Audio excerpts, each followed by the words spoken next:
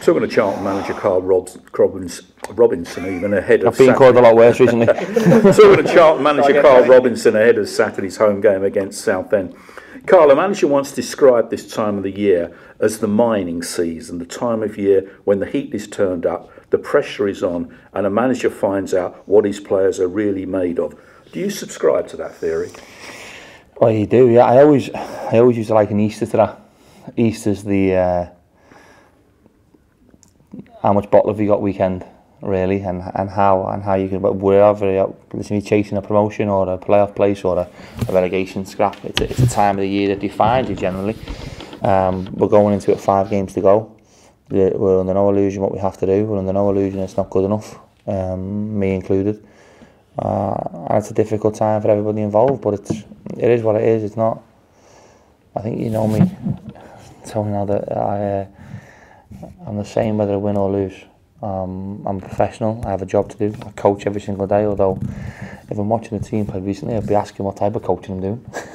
But it's a case of getting it right and making sure that we focus our minds and getting ourselves prepared for a very difficult game, because this Southend team are a very good side. Phil's done a great job, very cohesive in the way they move, and very aggressive in the press, very forward thinking in the forward play. They attack with numbers, with Wordsworth, Cox, Ranger, Fortuny, Karl Robinson, all players that we know who are good players and of a higher level in some ways, and back players who've been very strong, as Phil Brown's teams always are. So we know we're in for a very difficult afternoon, and there's no stone can be unturned. Who lifts the manager after 3 straight defeats?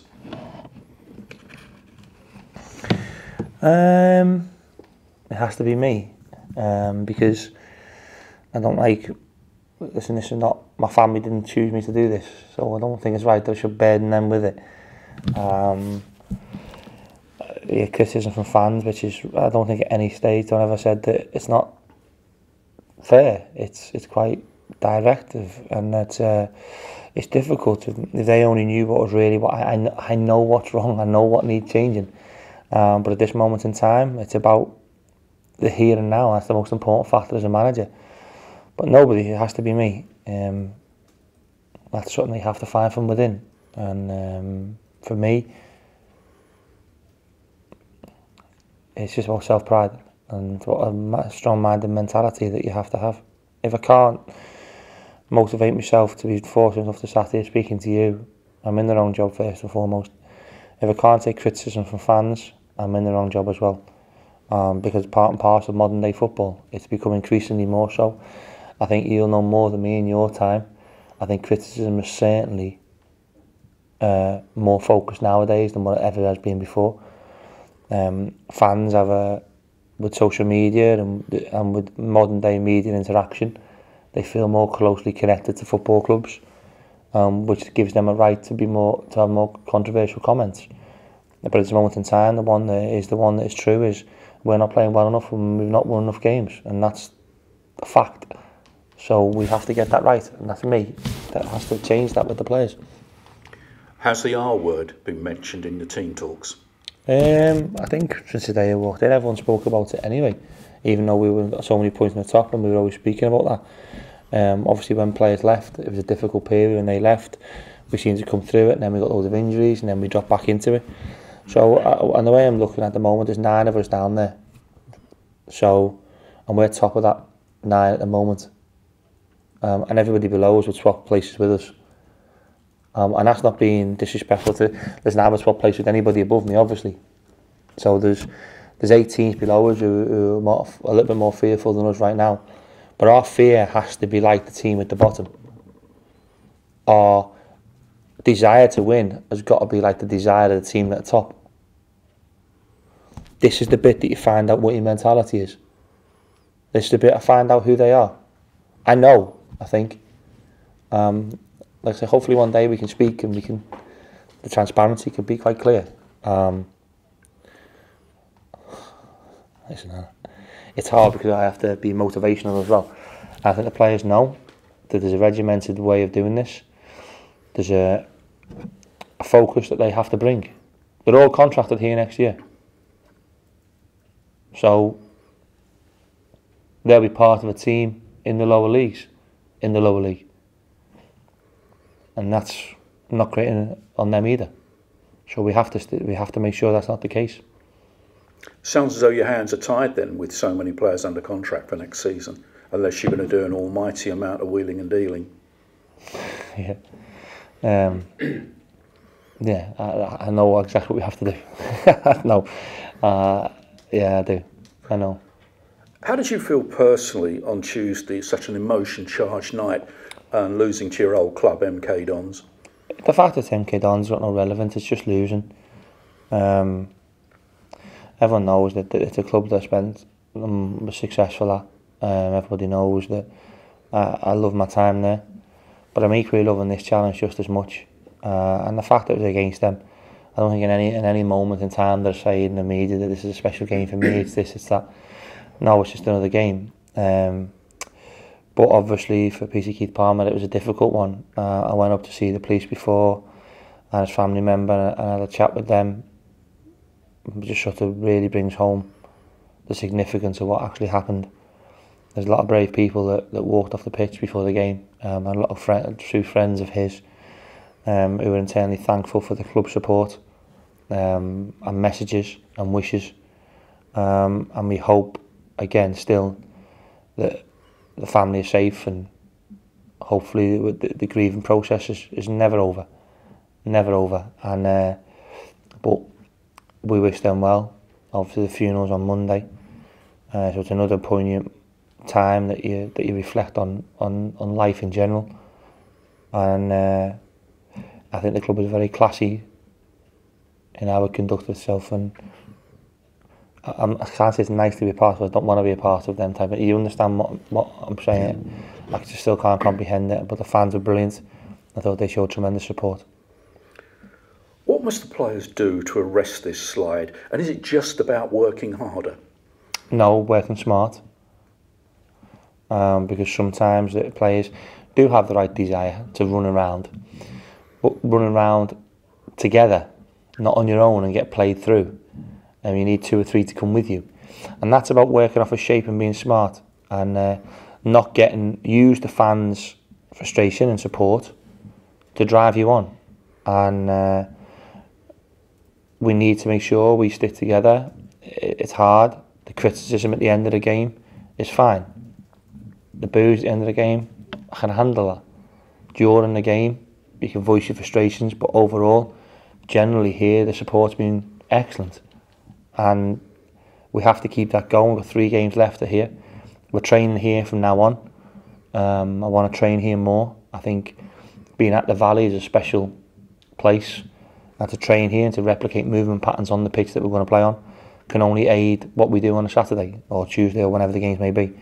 So hopefully we can find that little, and as well at the training ground, having the 18s and 21s and an awful lot of staff down there, there's an integration policy which is brilliant. But at this moment in time, the players who are going to play and be in the squad, they have to be disconnected from that, and they have to be very narrow-minded in how they approach the last few games of the season. And it's almost sort of, we lock ourselves in here, we work here, we do the meetings here, we play here, and nobody else can get involved in anything to be said. If you've got something to say, we say it in these walls, and we make sure that we air our views. At no time does a criticism shouldn't be aimed to demotivate somebody. A critique should be to support somebody's development, or to get more out of somebody. And that's got to be, we've got to be more critical of each other, but not to bring people down, to push people back up. And that's how we've got to be, and that's how our criticism has to be taken. There's some speculation this week that your assistant Richie Barker could return to his old club Rotherham. Any truth in that? I said this to somebody yesterday. I've not spoke to him over it. I heard on the phone by somebody phoning me up and asking for his job. Listen, we've been disappointed since the game on Tuesday. As a start, we worked the other day and we were in today. We've not had time to sit down and talk about anything. I'm not. So from that perspective, I can't really. There's no more I can say. Karl Robinson, thank you very much. See you, mate. Carl, just getting through to the summer is the big aim, isn't it? You've got all these plans. It must have been worrying from Tuesday night to see that and then think, as you said, the summer is looking a little bit further away at the moment. Yeah, or not in some ways. because the games are dropping down very quickly. It's about the here and now, and that's all you can worry about. Yeah. And being at the Valley is significant then? I think so. I think it's a unique place. There's not many teams that can come and train at a stadium this magnificent and with so many memories and so much heartfelt support that comes in this place on a weekly basis. So it's nice to be able to train here, hit the nets that we want to hit, defend the goals that we want to defend, rotate on the bits of grass that we want to move on, press where we want to press, and really replicate to a T the game at the weekend. Yeah, the team have had a lot of criticism from Tuesday, the heart and desire that they seem not to show on a night when, you know, everyone was sort of praising a brave police officer, and your players didn't show bravery themselves. Would you agree with that? I think bravery comes in different forms. I think bravery from a footballer is completely different to bravery of a police officer who serves us and keeps us safe. I think the application and dedication to the game is paramount in any walk of life. I get frustrated with the scouts even here and any other club I've been at when there's an effort tally. That should be a given. Yeah. I shouldn't have to say he's not bad and he works hard. It's amazing in life now. I remember growing up as a kid with my dad and people who he worked with, the work ethic was just a natural part of being English. We were a very hard working country. And at no stage did anybody question our work ethic. But now, for some unknown reason, it's become part of an interview. How hard do you want to work? We have to ask people, do they have it? And I find that fascinating. It should be a DNA that's naturally ingrained in every human being, that you just naturally want to work hard. If somebody, for two ways, if people are paying you money, it's to support your family, so you have that work ethic for them. And when you see the distance covered and the amount of distance they covered, I think the question said to you before that they're all covering the distance. But it seems at the moment they're doing a lot of work for little reward, and other teams are doing less work for bigger reward. And that's because of a cohesiveness and a togetherness that I think you find that maybe we've lost and we need to find. And the lack of confidence among the players. I think confidence is the biggest factor in most walks of life. I think when you walk through difficult times in any walk of life, what was so natural to you becomes so difficult for you. And are they feeling that pressure, do you think? They must be. That's part of being a footballer. You're putting on them as well. They need to perform. But that's the pressure I put on them, is because the demands of playing for Charlton are far greater than some of the other teams. Yeah. And the output is not as good as the other teams. No. So, and I want people who can deal with it. And you're finding out about that right now, aren't you? Yeah. Which is good for next season. Yeah, but as you said in the first question, we have to get there. We have to make sure that we're in the right league to go and win that. Jack was saying the other day about, obviously, when Chris Powell, it was a very similar situation. He got battered down for the last 5 games and then he had to clear out in the summer. But it's not so much because I think they're players who are out of contract. We might have that flexibility. But I've told people here exactly what I want to do, the type of player that I want. You've seen the dominance in the opposition against us on Tuesday. A very clear game plan, and every player in that club was brought in to play a certain way. And yeah, you don't always win that way. You never get the perfect always winning. Some teams will out physically you, have to physically out battle you. Some teams may outthink you in certain days. But if you have a way, you never lose against a team who wants to come up against you in your way. And right now, we don't have a very clear DNA. We have certain players who have maybe different types of strengths and being brought in by 3 or 4 different people to play 3 or 4 different ways. So when you're trying to bring all these, and by the way, this has been in decline for 2.5 years. From when they finished 13th or something like that in the championship, from then on, it's been difficult times. So there's been this constant slide, and at some stage, some man has got to stand up, have the ball, to just say what they want to say, and you're respected for that. I don't. It's not about me being respected. This is not about me. This is about the football club. But you being honest is. But that's how I was brought up as a young boy. Just to say what you think, and it gets me in trouble. I know that, as we just found out. But people can walk away from me and know that they know exactly how I feel. I wear my heart on my sleeve. I know I'm a good coach. It's one of my biggest strengths. So when I see what I see on Tuesday, people go, what are you coaching them? And that's the bit that really drives me insane. So, but this is not for one moment, it's the second I walked in this building, about me. It's about the badge. That's the one constant. The fans in the club will always be here. Board members, managers, coaches, players, staff, whatever, we come and go. Whether we're here for 1 minute or whether we're here for 10 years. There's a constant change, there's a revolving door in football clubs. But the one thing that stays constant is the club that you support and the people who support the club.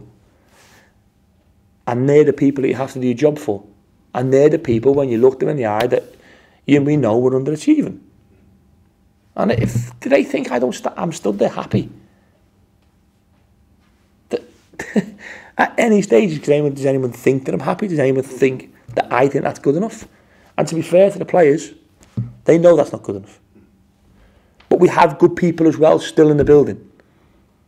Them good people have to drive forward. And I think there's been a collective unity amongst the group recently. You didn't see that Tuesday, but I'm hearing the right things. I'm hearing the right things in the dressing room.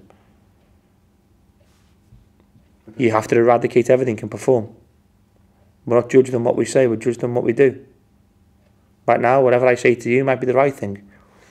But the actions of them words might have the reverse outcome. Yeah, and a win on Saturday against Southend would change the landscape again and change your thinking again to be more upbeat and happy.